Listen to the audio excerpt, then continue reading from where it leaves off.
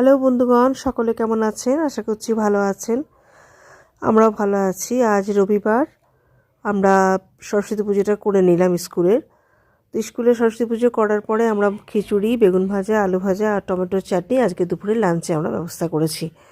কারণ কি আজকে আমরা অরন্ধনের রান্নাটা করব না, আমরা সোমবার দিন অরন্ধনের রান্নাটা করব, কারণ কালকে আমাদের বাড়ির পুজোটা করব। আজকে ছেলেটা গানের ক্লাসে গেছে, ছোটো ছেলে, বাদ বাকি তো সব ছেলে পেলেই বাইরে। সেই জন্য বললাম যে আজকে ঘরের পুজোটা হবে না, তো সেই জন্য কালকে সরস্বতী পুজো করবো এবং অরন্ধনের রান্নাটাও করব। তো ভালোই সুবিধা হলো, বাচ্চা কাচ্চাও বেশ স্কুলে এসেছিল, সে ভিডিও আপনার সঙ্গে পোস্ট করেছি, তো সেই ভিডিও আপনারা দেখতে থাকুন।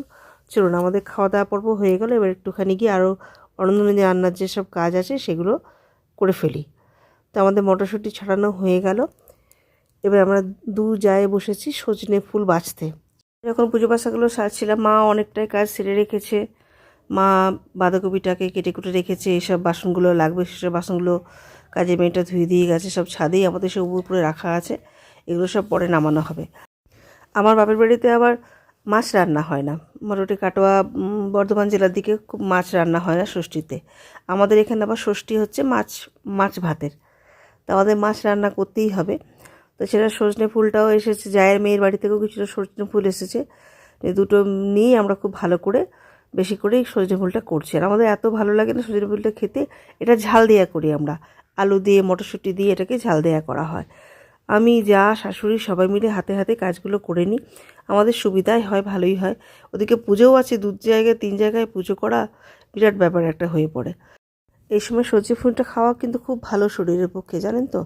সজনে ফুল খেতেও যেমন সুন্দর, আর আবার অনেকে সজনে ফুলের বড়া করেও খায়, সেটাও খুব ভালো লাগে খেতে।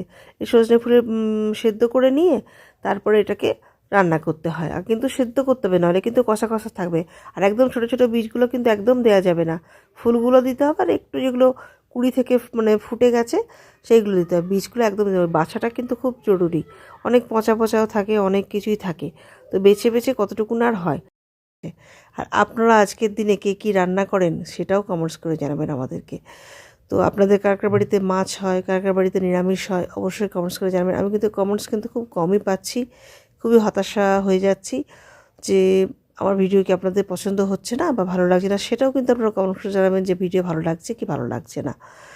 তো এখনকার মতন এবারে ভিডিওটা রাখবো, আদার্স কাজগুলো আরও গিয়ে করতে হবে।